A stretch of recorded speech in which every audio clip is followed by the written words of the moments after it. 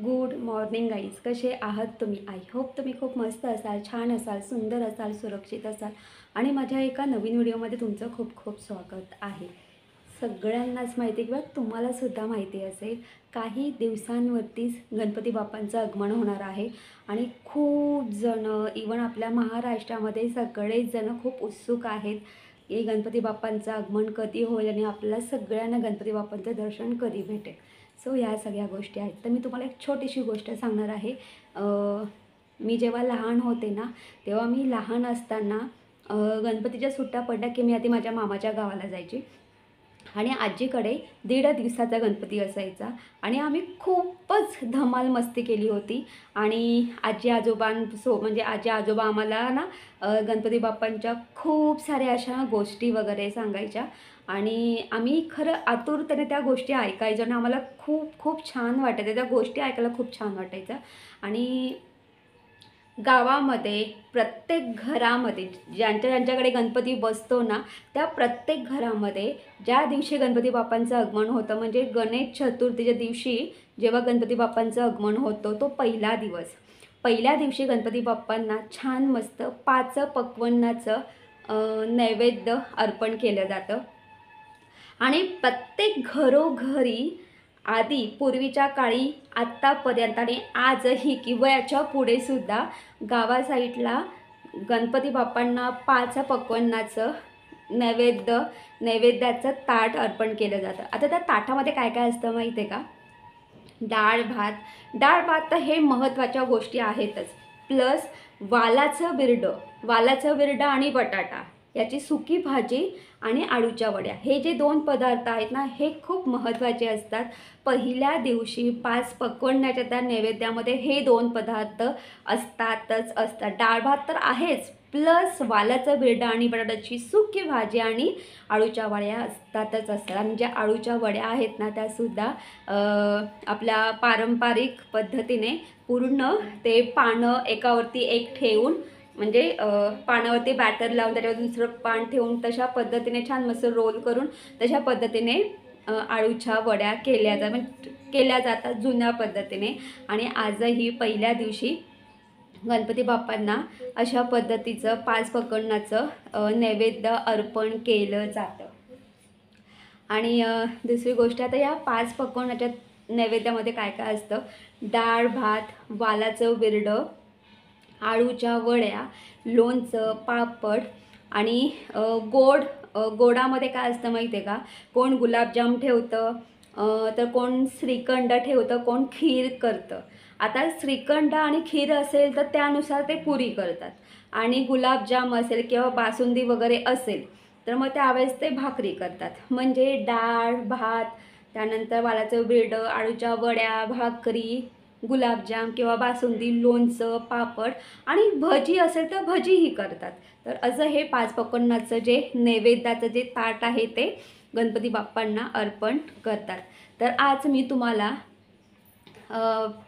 तुमच्यासोबत मी आज पहिल्या दिवशी गणपती बाप्पांना 5 पक्वान्नाचं नैवेद्याचं जे ताट अर्पण करतात त्याची रेसिपी मी शेअर करणार आहे. तर चला पटापट किचनमध्ये आपण सुरुवात करूया. तर सर्वप्रथम आपण इथे डाळ भात करून घेणार आहोत. तर डाळ भात करून घेण्यासाठी तुम्ही इथे बघू शकतात, मी सर्वप्रथम इथे मी कुकरमध्ये स्टीम राईस करायला घेतलेलं आहे. तर इथे मी एका बाउलमध्ये तुरीची डाळ ॲड केलेली आहे. ही तुरीची डाळ आहे ना, तर इथे मी 1.5 वाटी तुरीची डाळ घेतलेली आहे. आता आपल्या घरामध्ये किती पाहुणे आहेत किंवा किती माणसं आहेत त्यानुसार आपल्याला जेवण करायचं आहे. तर इथे मी त्यानुसार डाळ घेतलेली आहे.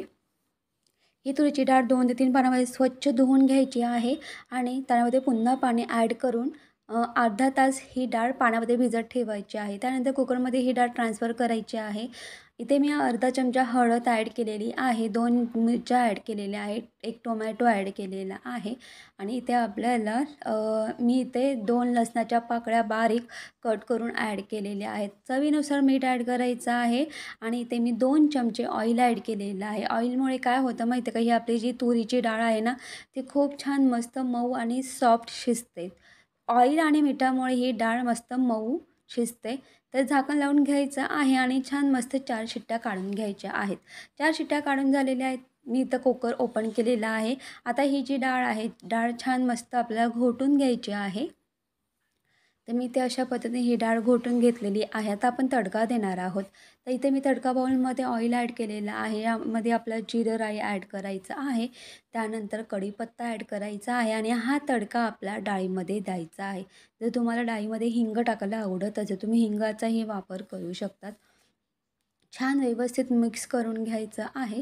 तर आता मी काय केलेलं आहे, याच्यामध्ये साधारणपणे अर्धा ग्लास पाणी ॲड करून छान व्यवस्थित मिक्स करून उकळी आणून दिलेली आहे. आणि इथे एक उकळीनंतर इथे आपली डाळ तयार झालेली आहे. मी गॅस बंद केलेला आहे. आता आपल्याला काय करायचं आहे, छान मस्त यामध्ये कोथिंबीर ॲड करायची आहे. तर इथे आपली डाळ मस्त अशी तयार झालेली आहे. आणि अशा पद्धतीने ही जी डाळ आहे चवीला तर एकच नंबर लागते. फक्त आपण ज्या शिट्ट्या देतो ना त्या थोड्या जास्त द्यायच्या आहेत आणि जास्त काय द्यायच्या आहेत म्हणजे साधारणपणे 4 ते 5, म्हणजे आपली ही जी डाळ आहे ती मऊ शिजते आणि चवीला तर एकच नंबर लागते. आता इथे हे जे वालाचं बिरडं आहे, तर मी 2 दिवस अगोदर हे जे वालाचं बिरडं आहे 2 ते 3 पाण्यामध्ये हे वालाचं बिरडं मी स्वच्छ धुवून घेतलं होतं. आणि इथे मी साधारणपणे हे जे वालाचं बिरडं आहे, तर मी 1.5 वाटी हे वालाचं बिरडं घेतलं होतं.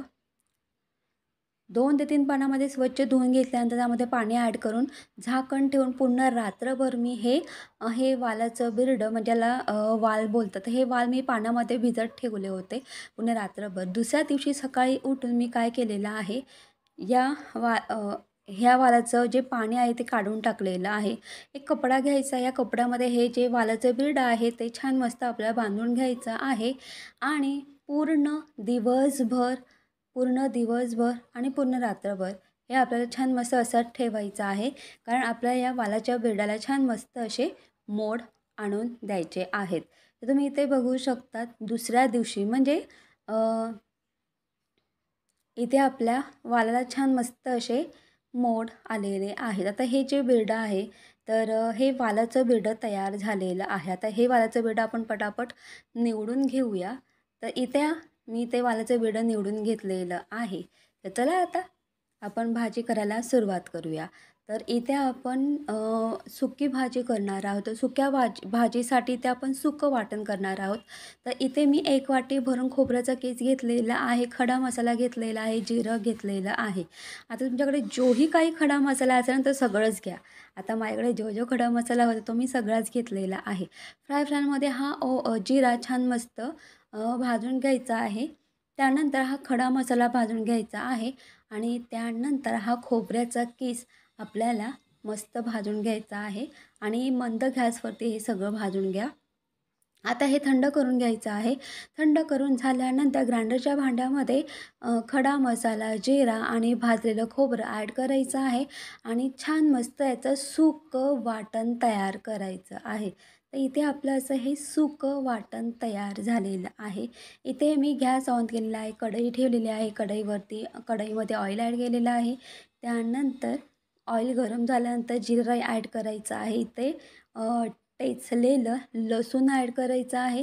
त्यानंतर कढीपत्ता ॲड करायचा आहे. कढीपत्ता ॲड करून झाला की छान मस्त 1-2 मिनटं फ्राय करायचं आहे.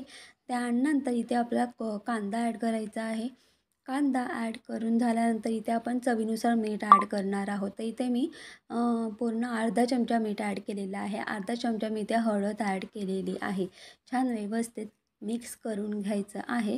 आता आपण यामध्ये टोमॅटो ॲड करणार आहोत. टोमॅटो ॲड करून झाल्यानंतर छान व्यवस्थित मिक्स करून घ्यायचं आहे. आता यामध्ये आपण बेसिक मसाले ॲड करणार आहोत. तर इथे मी कमी तिखट आगरी शाही मसाला, त्यानंतर काश्मीरी मिरची पावडर ॲड केलेली आहे. छान व्यवस्थित फ्राय करून घ्यायचं आहे. जर तुम्हाला इथे गरम मसाला ॲड करायचा असेल तर गरम मसालाही ॲड करू शकतात. पण इथे आपण वाटणामध्ये ऑलरेडी खडा मसाला ॲड केलेला आहे, त्यामुळे मी इथं गरम मसाला वापरलेला नाही. आता जो आपण सुकं वाटण तयार करून घेतलं होतं ते ॲड करायचं आहे. छान व्यवस्थित फ्राय करून घ्यायचं आहे. थोडंसं 1 वाटी भरून पाणी ॲड करायचं आहे. छान व्यवस्थित मिक्स करून घ्यायचं आहे. झाकण ठेवून छान मस्त 5 मिनटं मंद गॅसवरती ऑइल सुटेपर्यंत मस्त शिजून घ्यायचं आहे, अगदी 5 मिनटं. इथे वालाचं बिरडं घेतलेलं आहे. त्याचबरोबर हे वालाचं बिरडं मी 2 ते 3 पाण्यात स्वच्छ धुवून घेतलेलं आहे. एक बटाटा घेतलेला आहे, त्याची साल काढून छान व्यवस्थित तो स्क्वेअर साईजमध्ये कट करून घेतलेला आहे. 5 मिनटं झालेले आहेत आणि हे जे आपली जी ग्रेव्ही आहे, या ग्रेव्हीला छान मस्त असं ऑइल सुटलेलं आहे.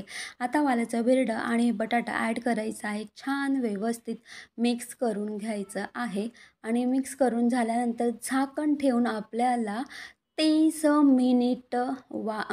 मिनिट आपल्याला हे जे वालाचं बिरडं आहे हे आपल्याला वाफेवरती शिजवायचं आहे.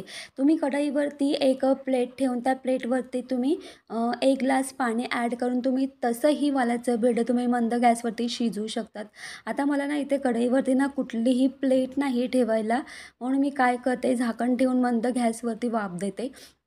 आता या 30 मिनटामध्ये काय करायचं आहे आपल्याला, 5 मिनटांनी झाकण काढून हे जे बिरडा आहे हे वर खाली करून घ्यायचं आहे. असं करता करता आपल्याला 5 मिनटांनी हे सतत असं फ्राय करत राहायचं आहे. आणि का फ्राय करत राहायचं आहे, ही जी भाजी आहे कढईला चिटकता कामा नये यासाठी आपल्याला 5 मिनिटांनी झाकण काढून ही भाजी छान वर खाली करायची आहे. आणि जेव्हा तुम्हाला असं वाटेल की थोडी भाजी कच्ची आहे, तर तुम्ही छान अशा पद्धतीने तुम्ही अगदी 35 ते 40 मिनटं अजून वाफ देऊ शकतात. आणि 35 ते 40 मिनटानंतर आपली भाजी छान मस्त तयार झालेली असते वालाच्या बिरडाची. कारण हे जे वालाचं बिरडं आहे ना, ते शिजायला थोडासा वेळ लागतो. तर इथे आपण आळूच्या वड्या तयार करून घेणार आहोत. तर इथे मी 5 पानं घेतलेली आहे. एका वाटीमध्ये बेसन पीठ घेतलेलं आहे. आता या बेसन पिठामध्ये आपल्याला तांदळाचं पीठ ॲड करायचं आहे. इथे मी शेंगदाणे भाजून शेंगदाण्याचा कोट करून घेतला होता. बेसिक मसाला ॲड करायचे आहेत किंवा तुम्ही यामध्ये आलं लसूण मिरची पेस्टसुद्धा ॲड करू शकतात. चवीनुसार मीठ ॲड करायचं आहे. छान व्यवस्थित मिक्स करून घ्यायचं आहे. पाणी ॲड करून छान मस्त याचं बॅटर तयार करून घ्यायचं आहे. आता काय करायचं आपल्याला, हे जे बॅटर आहे तर आता आपण पटापट अशा पद्धतीने आपल्याला हे बॅटर तयार करून घ्यायचं आहे. आता हे जे बॅटर आहे आपल्याला पटापट आळूच्या पानांवरती लावून घ्यायचं आहे. तर इथे मी एक ताट घेतलेलं आहे. ताटावरती मी हे आळूचं पान घेतलेलं आहे आणि आपल्याला आळूचं जे पान आहे त्याच्या उलट्या साईडला आपल्याला हे बॅटर लावून घ्यायचं आहे. तर अशा पद्धतीने मी पूर्ण पानाला हे बॅटर लावून घेतलेलं आहे. त्यानंतर आपल्याला दुसरं आळूचं पान घ्यायचं आहे आणि आपल्याला या अशा डायरेक्शनमध्ये आपल्याला दुसरं आळूचं पान ठेवायचं आहे. आणि या आळूच्या पानावरती सुद्धा आपल्याला हे जे बॅटर आहे तर हे बॅटर आपल्याला छान मस्त असं पूर्ण पानाला लावून घ्यायचं आहे. तर अशा पद्धतीने मी सगळी 5ही पानं आळूची छान व्यवस्थित बॅटर लावून घेतलेली आहेत. आता काय करायचं, याच्या पूर्ण आपल्याला तिन्ही साईडच्या कडा मोडून घ्यायच्या आहेत आणि छान मस्त रोल करून घ्यायचं आहे. आता ही जी पानं आहेत तर ही पानं मी स्वच्छ धुवून लाटून घेतलेली आहेत आणि ही काळ्या देठाची आळूची पानं आहे, त्यामुळे अजिबात खाजवत नाही. रोल करून झालेला आहे. एका बाउलमध्ये पाणी ॲड केलेलं आहे, चाळण ठेवलेली आहे. ह्या चाळणीला थोडा ऑइल लावून घेतलेला आहे. आता ही जी आळूचा जो रोल आहे तो ॲड करायचा आहे आणि झाकण लावून आपण छान मस्त 25 मिनटं स्टीम देणार आहोत. इथे 25 मिनटं झालेले आहेत. झाकण काढून घेऊया.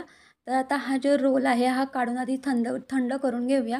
त्यानंतर आपण फ्रीजमध्ये ठेवणार आहोत. फ्रीजमध्ये का ठेवणार आहोत, कारण आळूच्या वड्या कट करताना त्याचे तुकडे होणार नाही, म्हणून अगदी 1.5 ते 2 तास फ्रीजमध्ये ठेवून द्यायचं आहे. तर आता आपण इथे वड्या आणि पापड तळून घेऊ.